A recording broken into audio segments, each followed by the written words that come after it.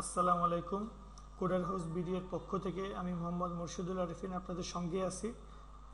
আমি পিএইচপি এর এডিটরগুলো নিয়ে আপনাদের সামনে আলোচনা করব। তো পিএইচপির ক্লস প্ল্যাটফর্ম যে এডিটরগুলো পিএইচপি এর জন্য ব্যবহার করা হয় সেগুলোর একটি লিস্ট আপনাদের সামনে দিলাম। ক্লস প্ল্যাটফর্ম বলতে আসলে বোঝায় যে পিএইচপি আপনি যে কোনো প্ল্যাটফর্মে অর্থাৎ উইন্ডোজ, লিনাক্স বা ম্যাক যে কোনো অপারেটিং সিস্টেমে আপনি এই এডিটরগুলো ইউজ করতে পারবেন। Aptana studio, Eclipse, Komodo edit, NetBeans, Sublime Text, Vim ইত্যাদি আরও অনেক এডিটর আছে। আমি কয়েকটি এডিটরের নাম এখানে বললাম। এবার আসুন দেখি যে উইন্ডোজের জন্য পিএইচপি এর কি এডিটর আছে। উইন্ডোজের জন্য context, notepad 2, notepad plus plus, PHP edit, এরকম বেশ কিছু এডিটর রয়েছে। তো আমরা আপনাদেরকে এই টিউটোরিয়ালে নোটপ্যাড প্লাস প্লাস নিয়ে আলোচনা করে দেখাবো। নোটপ্যাড প্লাস প্লাস ইউজ করার কিছু সুবিধা আছে যেগুলি আমি যখন টিউটোরিয়াল যখন কোড লিখবো নোটপ্যাড প্লাস প্লাসে তখনই আপনারা ওই সুবিধাগুলি দেখতে পারবেন। এটি নোটপ্যাডের মতো আসলে নয়, এটা নোটপ্যাডের আপডেট ভার্সন এবং এর ভিতরে কিছু অতিরিক্ত প্লাগইনও দেওয়া আছে, যে প্লাগইনগুলো আপনাদেরকে খুব দ্রুত কোড করতে সহায়তা করবে। এই উইন্ডোজ বাদেও ম্যাকের জন্য কিছু এডিটর রয়েছে পিএইচপি এর, যেমন টেক্সটমেট, সাবলাইম টেক্সট, টেক্সট র্যাঙ্গলার, স্মালট্রন, এছাড়া আরও অনেক এডিটর রয়েছে যেগুলো আমি আপনাদের সামনে বিস্তারিত আলোচনা করছি না। লিনাক্সের জন্য পিএইচপি এর এডিটরগুলো হচ্ছে জি এডিট, জিপিএইচপি এডিট, কে ডেভেলপ ইত্যাদি। এখন আমি আপনাদেরকে দেখাবো যে নোটপ্যাড প্লাস প্লাস আপনারা কিভাবে ইনস্টল করবেন। তো আসুন দেখি যে আমরা নোটপ্যাড প্লাস প্লাস কীভাবে ইউজ। প্রথমে আমি আমার Google Chrome web browser open করলাম। এবার আমার আসলে ওপেন করাই আছে।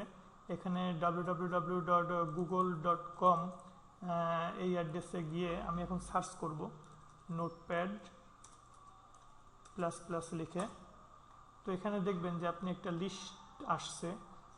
তো ওদের ওয়েবসাইট যেটা যে notepad++.org/download, আমি সরাসরি এই পেজে চলে যাব এখন।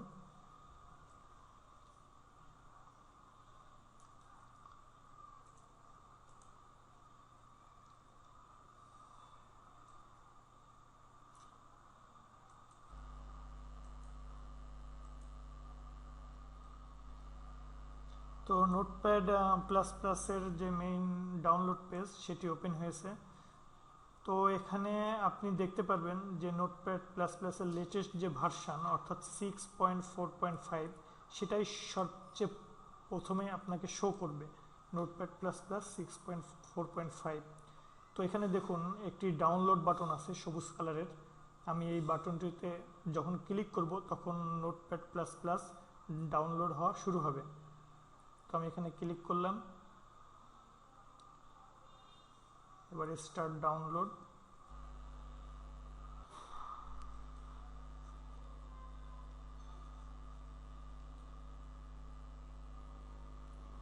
হ্যাঁ, আমাদের ডাউনলোড প্রায় শেষের দিকে।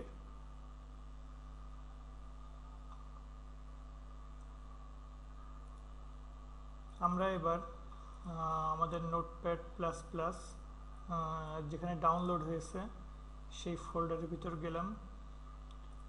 তো এখানে নোটপ্যাড প্লাস প্লাস 6.4.5 ইনস্টলার.exe ফাইল।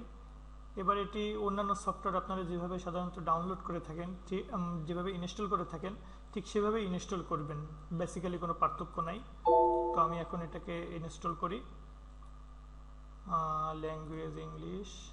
এবার next button, I agree, next, next, next.